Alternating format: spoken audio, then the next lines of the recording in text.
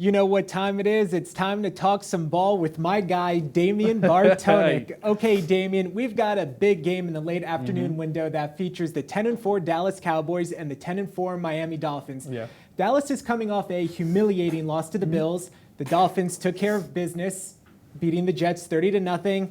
Is this going to be another game where we say, what happened, Dallas? I think this is going to be a crucial game for the Cowboys. Reason being, all the numbers point to Dallas's ability to bounce back. I believe they've won 9 games after losing. So every time they've lost a game, they've won 9 straight.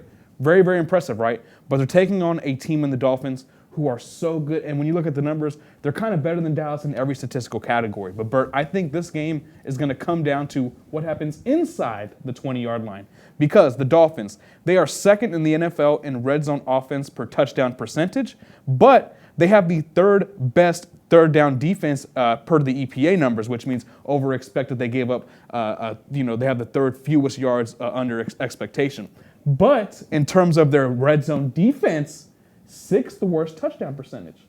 Dallas, whenever they go into the red zone, we all know they struggle a lot. They have the 21st best red zone offense. So whatever's going to happen is whoever wins this game, they're going to have to dominate inside the 20-yard line. That's true. Always big to score inside the red zone. You always bring the great stats.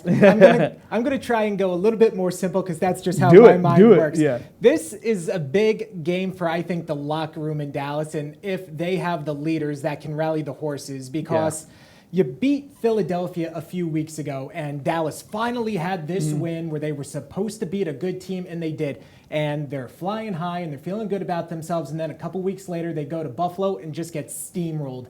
Let's see what kind of leader Dak is, Micah Parsons is, Duron Bland, Coach McCarthy. Can they rally the troops and at least, be competitive? Not to say that Dallas is going to lose, but can they be in this game and win on the road? Absolutely. One last comment. No stats on this one. Tyreek Hill.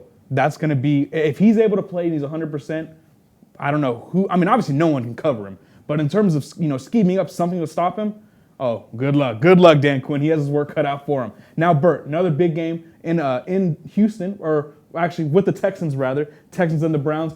I keep counting out Joe Flacco, Burt, but for somehow, some way, he always proves me wrong. You can't count him out now, apparently. I don't know. So tell me a little bit about that game, man. Hey, I am looking forward to seeing Joe Flacco. This will be his 4th start. The Browns are 2-1. They've won the last 2. Joe Flacco, since coming off the couch, all he has is just under 1,000 yards, 7 touchdowns, and 5 interceptions, a quarterback rating of 81.6. I'm going to take the Browns. What about you, Damien? Yeah, I would feel comfortable with the Browns because their defense is so dang good. One more on the red zone stats. The Browns give up the 2nd fewest trips to the red zone in the NFL, but they give up the 2nd most percentage of touchdowns when you get into the red zone. So if you get in, you're likely to score a touchdown, but get in there is a whole nother ball game. Now, let's go to the fun part. This is going to be the fun part of our discussion. I'm going to let you go first. I know Randy Moss recently put out his Mount Rushmore of NFL wide receivers. Burt, I'm going to be the nice man. Go ahead and go first. All right, so I agree with some of Randy Moss. Obviously, Jerry Rice, he's the absolute GOAT, best wide receiver ever.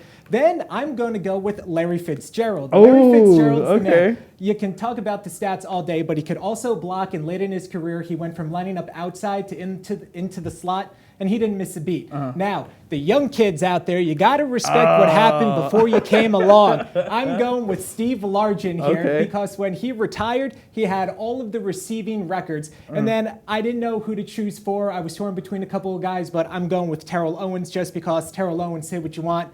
He was a great player. And that Super Bowl when he played with the broken ankle, all he had was 9 catches and over 150 yards, just under 150 yards. Yeah, he was nasty. Okay, I'm going to go on mine real quick. Mine is just like Randy Moss's. It was Jerry Rice, Randy Moss, Terrell Owens, Calvin Johnson. When we look at dominant, we look at numbers, we look at production, and we look at what we see on the TV, I don't think you can name me 4 better and 4 that ultimately transcended the position.